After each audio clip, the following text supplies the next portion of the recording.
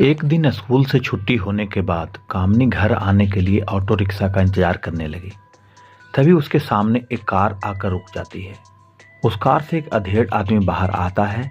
वह कामनी से बोलता है, बेटी यहाँ क्यों खड़ी हो? मुझे घर जाना है, मैं ऑटो रिक्शा का इंतजार कर रही हूँ। बेटी तुम्हारा घर कहाँ है? वह आदमी बोलता है, देवनगर। कामनी बोली, मुझे भी देवनगर ही जाना है, हमारे साथ कार में बैठ जाओ। उस आदमी की बात सुनकर कामनी उसकी कार में बैठ जाती है। कार में दो आदमी और भी बैठे हुए थे। कार को दूसरी तरफ अनजानी जगह पर जाते देख कामनी हैरानी से बोलती है, अंकल आप कह रहे थे कि आपको देवनगर जाना है, पर आप तो कहीं और जा रहे हैं। बेटी मुझे जरूरी काम याद आ गया है, मैं किसी दोस्त से मिलने जा रहा हूँ, तुम्हें ये लोग तुम्हारे घर छोड़ देंगे। कामनी की बात पूरी होने से पहले ही वह आदमी बोला। दोस्तों, कामनी को वह व्यक्ति कामनी के घर लेकर के गया या कहीं और? कहानी बहुत ही रहस्य रोमांच से भरी हुई है और यह एक दर्दनाक कहानी है। दोस्तों, कहानी में अंत तक आप बने रहिए, मैं आपको पूरी कहानी बताऊंगा। उससे पहले आपसे रिक्वेस्ट है कि यदि आप हमारे चैनल पर पहली बार आए हैं तो हमारे चैनल जुर्म की कहानियाँ को सब्सक्राइब करना ना भूलें, क्योंकि आपको यहाँ पर इसी तरह की सनसनीखेज कहानियाँ निरंतर सुनने के लिए मिलती है। तो दोस्तों, चलिए कहानी को शुरू करते हैं। कामनी के मन में निराशा घर करने लगी। अब मेरी जवानी ढलने लगी है, शायद इसीलिए लड़के तो दूर अधेड़ भी मुझसे कतराने लगे हैं। आज भी मैं कुछ कमा नहीं पाई, अब दीदी को क्या जवाब दूंगी? अगर यही हाल रहा तो एक दिन वे मुझे यहाँ से निकाल बाहर करेंगी। कामनी दरवाजे के बाहर खड़ी थी, खूब सज धज कर, लेकिन आज उसकी आंखों में एक अजीब सी उदासी थी। तभी सामने से एक अधेड़ उम्र का आदमी आता दिखाई दिया। कामनी को लगा कि वह उसकी ओर आ रहा है, पर यह क्या? वह आदमी उसके पास से गुजरकर बगल वाले गली में जाकर के खड़ी एक लड़की के पास चला गया और उससे बातें करने लगा। यह सोचते ही कामनी पुरानी यादों में खो गई। वह दिन जब उसके माता पिता, जो बेहद गरीब थे, उसे अच्छे स्कूल में पढ़ाने का सपना देखा करते थे। उसकी माँ लोगों के बर्तन साफ करके घर चलाती थी और पिता छोटी मोटी मजदूरी करते थे। उन्होंने अपने पेट काटकर कामनी को शहर के एक स्कूल में भर्ती कराया था, इस उम्मीद में कि एक दिन वह पढ़ लिख कर समाज में नाम कमाएगी। एक दिन स्कूल की छुट्टी के बाद कामनी घर जाने के लिए ऑटो रिक्शा का इंतजार कर रही थी। तभी उसके सामने एक कार आकर रुकती है। कार का दरवाजा खुलता है और उसमें से एक अधेड़ उम्र का आदमी बाहर निकलता है। उसे कामनी की ओर देखकर मुस्कुराते हुए बोलता है, बेटी यहाँ क्यों खड़ी हो? मुझे घर जाना है, मैं ऑटो रिक्शा का इंतजार कर रही हूँ। बेटी तुम्हारा घर कहाँ है? वह आदमी बोला। देवनगर। कामनी बोली, मुझे भी देवनगर जाना है, हमारे साथ कार में बैठ जाओ। उस आदमी की बात सुनकर कामनी उसकी कार में बैठ गई। कार में दो आदमी और पहले से बैठे हुए थे।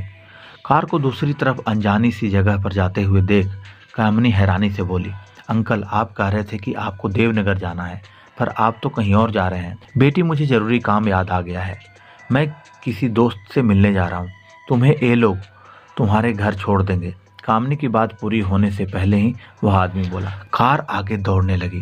कार को दूसरी दिशा में जाते देख कामनी बोली, अंकल यह तो देवनगर जाने का रास्ता नहीं है, आप मुझे कहाँ ले जा रहे हैं? बेटी हम तुम्हें तुम्हारे घर छोड़ देंगे, उससे पहले हम तुमसे एक बात करना चाहते हैं। हम कोई गैर नहीं हैं, हम तुम्हें और तुम्हारे माता पिता को अच्छी तरह से जानते हैं। एक दिन हमने तुम्हें अपनी सहेली से कहते सुना था कि तुम हीरोइन बनना चाहती हो। तुम चाहो तो हम तुम्हें किसी फिल्म में हीरोइन का रोल दिला देंगे, तब दुनिया भर में तुम्हारा नाम होगा। तुम्हारे पास इतनी दौलत हो जाएगी कि तुम अपने माँ बाप के सारे सपने पूरी कर सकोगी। हीरोइन बनने के बाद तुम अपने माता पिता से मिलने जाओगी तो सोचो कि वे कितने खुश होंगे। कुछ दिनों के बाद तुम्हें फिल्म में रोल मिल जाएगा, तब तुम्हें अपने माता पिता से दूर रहना होगा। तब तक तुम्हें अपने माता पिता से दूर रहना होगा। कामनी की आंखों में हीरोइन बनने का सपना तैरने लगा था। वह ख्वाब देखने लगी कि उसे बड़े बैनर की फिल्म मिल गई है। पत्र पत्रिकाओं और टेलीविज़न के खबरियों चैनलों में उसके नाम की चर्चा हो रही है। समाज में उसके माता पिता की इज्जत बढ़ गई है। उसके पुराने मकान की जगह अब आलीशान कोठी बन गई है, सब उसी में रह रहे हैं। बेटी क्या सोच रही हो? उस आदमी के सवाल ने कामनी का ध्यान भंग किया। अंकल मैं फिल्म में हीरोइन बनने को तैयार हूँ, कामनी ने कहा। 2-3 घंटे के सफ़र के बाद वह कार शहर से दूर एक इलाके में पहुंच गई। कामनी को इस जगह के बारे में पता नहीं था। कार से उतरकर वे दोनों आदमी कामनी को लेकर एक मकान में गए। दरवाजे पर खटखट करने पर एक मोटी औरत बाहर आई। वहां आसपास खड़ी लड़कियां उसे दीदी कहकर पुकार रही थी। उन आदमियों को देखकर वह औरत बोली, ले आए तुम नई को? बेटी, तुम्हें कुछ दिन यहीं रहना है, उसके बाद हम तुम्हें फिल्म बनाने वाले के पास लेके चलेंगे, एक आदमी ने कहा, और वे दोनों वहां से चले गए। दीदी ने कामनी के रहने का इंतजाम एक अलग कमरे में कर दिया। वहां सुख सुविधाएं तो सभी थीं, पर कामनी को वहां का माहौल घुटन भरा लग रहा था। 3 दिन के बाद दीदी कामनी से बोली, आज हम तुम्हें एक फिल्म बनाने वाले के पास ले चलेंगे, वे जो भी कहें सब कुछ करने को तैयार रहना। कुछ देर बाद एक कार आई, उसमें 2 आदमी बैठे थे। दीदी के कहने पर कामनी उस कार में बैठ गई। 1 घंटे के सफर के बाद वह एक आलीशान कोठी में पहुंच गई। वहां वे आदमी उसे एक कमरे में ले गए। उस कमरे में एक आदमी बैठा था। उसे वहां के लोग सेठ जी कह रहे थे। कामनी को उस कमरे में छोड़कर वे दोनों आदमी बाहर निकल चुके थे। जाते समय उनमें से एक ने कामनी से कहा, ये सेठ जी ही तुम्हारे लिए फिल्म बनाने वाले हैं। सेठ जी ने कामनी को कुर्सी पर बैठाया। इंटरव्यू लेने का दिखावा करते हुए वे कामनी से कुछ सवाल पूछने लगे। इस बीच एक आदमी शरबत के 2 गिलास लेकर वहां आया। एक गिलास सेठ जी ने पिया और दूसरा गिलास कामनी को पीने को दे दिया। शरबत पीने के बाद कामनी पर बेहोशी छा गई। उसे जब होश आया तो उसने अपने सामने सेठ जी को मुस्कुराते हुए देखा। वह दर्द से कराह रही थी। मेरे साथ धोखा हुआ है, मैं तुम सबको देख लूंगी, मैं तुम्हें जेल की सलाखों के पीछे पहुंचा दूंगी, कामनी चिल्लाई। तुम्हारे साथ कोई धोखा नहीं हुआ है, तुम फिल्म हीरोइन बनना चाहती थी, लो देख लो अपनी फिल्म, कहकर सेठ जी ने कंप्यूटर में सीडी डालकर उसे दिखा दी। सीडी को देखकर कामनी सन्न रह गई थी। उस फिल्म में सेठ जी उसकी इज्जत के साथ खेलते दिखाई दे रहे थे। वैसे तो यह फिल्म हम किसी को नहीं दिखाएंगे, अगर तुमने हमारी शिकायत पुलिस से की तो हम इसे सारी दुनिया में पहुंचा देंगे, कंप्यूटर बंद करते हुए सेठ जी बोले। कामनी को इस घटना से बहुत सदमा पहुंच गया। वह बेहोश हो गई। कुछ देर बाद वे दोनों आदमी कामनी को कार में बैठाकर दीदी के पास ले गए। कामनी गुमसुम रहने लगी थी। वह कुछ न खाती थी न किसी से बात करती थी। एक दिन दीदी कामनी के कमरे में आकर बोली, देखो यहाँ जो भी लड़की आती है वह अपनी इच्छा से नहीं आती, वह कुछ दिनों तक तेरी तरह गुमसुम रहती है, बाद में खुद को संभाल लेती है। इस दलदल में जो एक बार पहुंच गया वह चाहकर भी वापस नहीं जा पाता है। अगर तुम यहाँ से चली भी गई तो तुम्हारा समाज तुम्हें फिर से नहीं अपनाएगा, इसलिए तुम्हारी भलाई इसी में है कि तुम अब यहीं के समाज में रहने का मन बनाओ, धीरे धीरे सब ठीक हो जाएगा। दूसरे दिन दीदी ने कामनी को कार में बिठाकर दूसरे आदमी के पास भेज दिया। अब वह इसी तरह कामनी को इधर उधर भेजने लगी। एक दिन दीदी ने कामनी से कहा, तुझे इधर उधर जाते हुए काफ़ी समय हो गया है, अब मैं तुझे एक नया काम सिखाऊंगी। नया काम मतलब? कामनी चौंकते हुए बोली, मतलब यह कि अब तुझे किसी सेठ के पास नहीं जाना है, तुझे यहीं दुकान में रहकर ग्राहकों को अपनी ओर खींचना है। किस दुकान में? यहीं। लेकिन यह तो मकान है, दुकान कहाँ है? यही मकान तुम्हारे धंधे की दुकान है। जैसे शोरूम में अलग अलग डिजाइन के कपड़े सजा कर रखे जाते हैं, वैसे ही तुम्हें यहाँ सज धज कर आधे कपड़ों में रहना है। तुम्हें कुछ नहीं करना है, बस यहाँ से गुजरने वाले मर्दों को ललचाई नजरों से देखना है। दीदी के समझाने पर कामनी सोचने लगी, यहाँ रहने वाली सभी लड़कियाँ इस शोरूम की चीज़ें हैं। शोरूम में रखी चीज़ों को ग्राहक देखकर पसंद करता है, खरीदने के बाद वे चीज़ें उसी की हो जाती हैं। ग्राहक उस चीज़ की इज्जत करता है।